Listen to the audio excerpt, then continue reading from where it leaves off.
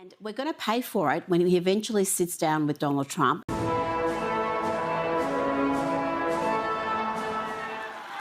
My Labor team will work every day to bring Australians together. And I will lead a government that don't know what the fuck they're doing. That's pretty much the Australian way now. Well, he's cozying up to China. I mean, the messaging here is quite obvious. It's not just saying we can go it alone, because Albert doesn't believe we can go it alone. Our defence spending indicates that. But he's saying, essentially, China's our friend, and that speech was very closely watched in Washington, and insiders are saying it's being viewed very negatively by the Trump administration. and rightly so. And we need the US, we need the Trump administration. We've seen the NATO allies, after having their little tantrums, fall into line and do what Donald Trump has asked them to do, which is Make it great again. to be a little bit more self-sufficient in defending themselves by devoting more of their GDP spent on spending greater amount on defence, a greater percentage of their GDP. And we're just being completely recalcitrant when it comes to that.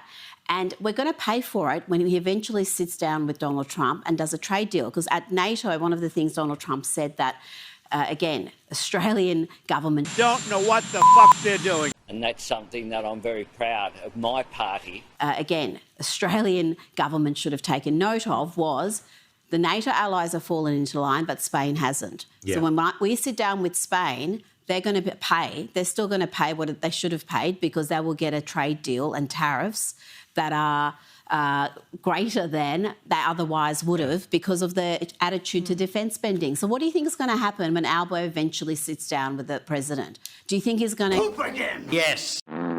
He scares out of me. I cringed with his comments. That shows he's a gutless wonder. So what do you think is going to happen when Albo eventually sits down with the president? Do you think he's going to go, well, yeah, you've been calling me names, your ministers have been calling me names, your ambassador is an absolute train wreck, and you've just, completely treated with disdain calls to spend more on defence. Yeah, I'm going to give you a really advantageous trade deal. What do you think's going to happen? What we do in Australia is we treat people with respect. My Labor team speaks with a forked tongue. The fact that they haven't sat down with Australia yet, when we are one of the very few countries in the world that has a surplus with them. So they actually are, we're one of the very few. We should have been first in the door.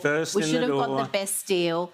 And we're still waiting for a one-on-one meeting. And on top of that, Freya, we've also got, one of the worst attacks on free speech in the Western world underway with our e-safety commissioner and her attacks on America, and the way that we are basically at odds with America on every single thing.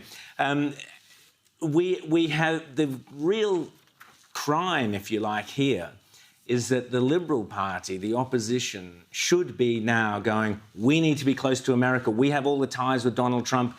Peter Dutton was over there, the first person to go and sit in the White House when Donald Trump was elected, except you weren't, were you? That's a matter for Peter Dutton. I like fighting Peter Dutton.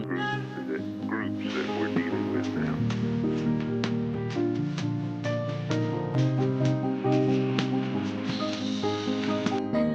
This is worth a fair bit of cash. You were so stupid, Liberal Party, so moronic, so utterly bereft of any ability to look into the future, that you spent the election campaign dismissing our closest relationship with Trump. You could have used it, you could have had it, it was there for the taking, and you morons actually pushed it away, and now you got nothing. Let me introduce my alter ego, Tina Lena Turner. So moronic. Well, I mean, I would say so. But definitely there are elements of truth in what you're saying. The media in Australia also has Trump derangement syndrome. The way the ABC covers Trump. The truth is that I would be adopted out, and that the story would be told in the local community and in the family that she had Trump derangement syndrome. And that had caused her to the trauma to lose her child. What crap.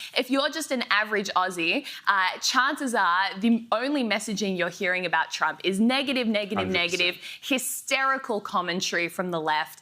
And so I think definitely in the lead up to the election, that influenced the Liberal Party's thinking. Yeah, They that's were just cowardice. scared. That's just cowardice, because the same messaging, the same Trump derangement syndrome exists in the UK when it comes to any reporting on US politics. And yet you got Nigel Farage not kowtowing to that. He's saying he's copying policies straight from the Trump playbook. He's not shying away with the alliance with Donald Trump.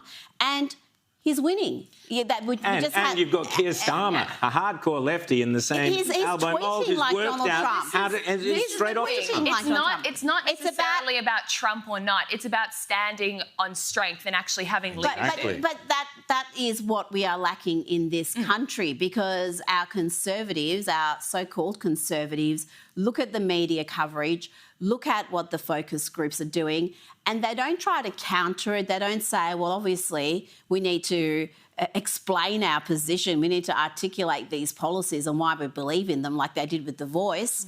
They just go, this is too hard. We don't want a backlash. We're going to be Labor light. And every time a Conservative government, or opposition, I should say, is Labor light, they lose. They lose. Yeah. And I don't know why they keep going back to a losing strategy. It is an enormous privilege to have been elected the leader of the Parliamentary Liberal Party.